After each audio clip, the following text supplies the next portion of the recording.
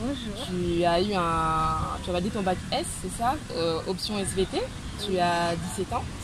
Voilà, nous on aimerait bien savoir premièrement comment tu as géré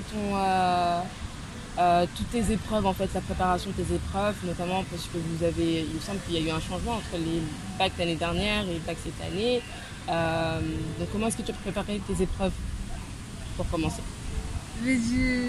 On n'était pas du tout préparé à ça, on n'était pas du tout préparé à cette pluie, c'est arrivé, c'est arrivé subitement. Et du coup, comme nos notes se sont basées sur la moyenne des notes du premier et du second trimestre, j'ai eu à travailler que le premier et le deuxième trimestre. Après, j'ai eu à m'investir un peu plus à la fin du second trimestre, lors du début du confinement, du coup. Et c'est tout, ça va. Ok.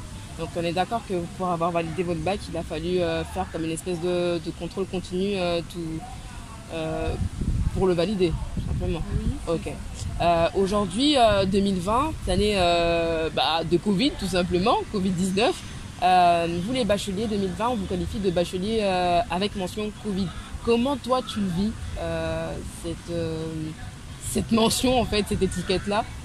Mais je trouve qu'en partie c'est vrai, parce que c'est vrai en fait qu'on a été vraiment vraiment avantagé, parce que il y a eu la moyenne pour nos notes notre relevé de notes du baccalauréat, il y a eu la moyenne des notes du premier et du second trimestre, mais toutes les moyennes ont été arrondies au point supérieur, donc ça nous a vraiment vraiment avantagé. Et du coup ça fait que les statistiques étaient vraiment au-dessus de la normale. Effectivement, parce qu'on parle cette année à Mayotte, on est à 82% de taux de réussite contre 40% l'année dernière. Donc effectivement, c'est de belles choses. Alors comment est-ce que là, à l'issue de ton bac, toi, tu vas faire quoi l'année prochaine? Je vais me lancer dans une licence de parcours d'accès spécifique santé. D'accord, très bien, félicitations en tout cas. Et tu vas le faire où?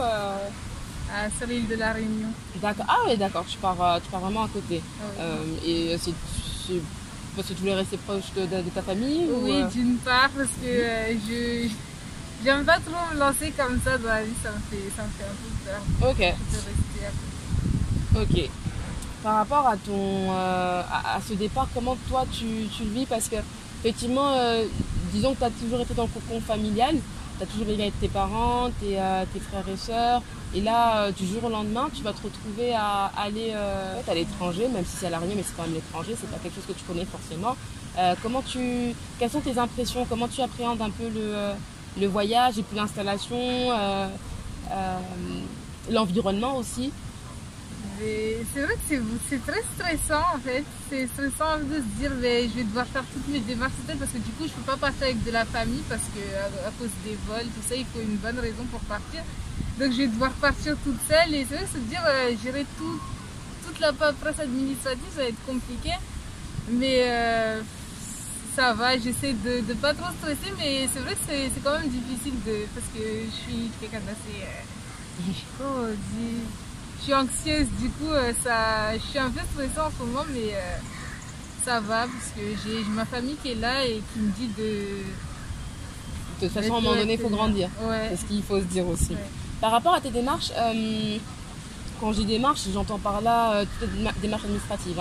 La recherche de logement, la recherche d'établissement scolaire, la recherche aussi de l'accompagnement au niveau de la demande de bourse, tout ce qui concerne aussi les assurances, parce que jusqu'à présent, un élève a toujours été sous la CMU de ses parents.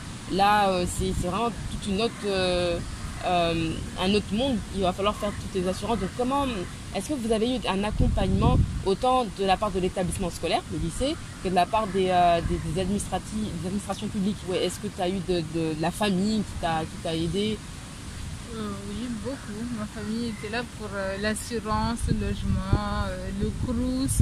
Mais ça va, j'ai su me débrouiller un peu tout ça, parce que c'est pas si compliqué que ça. On nous demande simplement de fournir des documents. Donc ça va, après quand tu as les documents avec toi et que t'as pas, je sais pas moi, par exemple, aller à la préfecture et chercher tel ou tel document. c'est plus compliqué, mais moi, ça n'a pas été le cas pour moi. Du coup, ça va, ça s'est bien passé. Et est-ce que l'établissement scolaire vous a accompagné? Est-ce que tu penses Non, avoir pas, bien... pas vraiment. Ok. Et est-ce que les administrations publiques vous ont accompagné? Ce que j'entends par là, c'est du style la DOM, la DASU, les mairies par exemple, ou les CCAS, peu importe. Est-ce qu'il y en a qui vous ont accompagné? Non, ou au contraire, j'ai été assez déçue d'ailleurs parce que ne serait-ce que pour ma demande de bourse que j'ai déposée au lycée, elle n'a pas été transmise au CROUS, donc j'ai dû moi-même contacter le CROUS pour ma demande de bourse. La DOM, ça a été hyper compliqué de les joindre.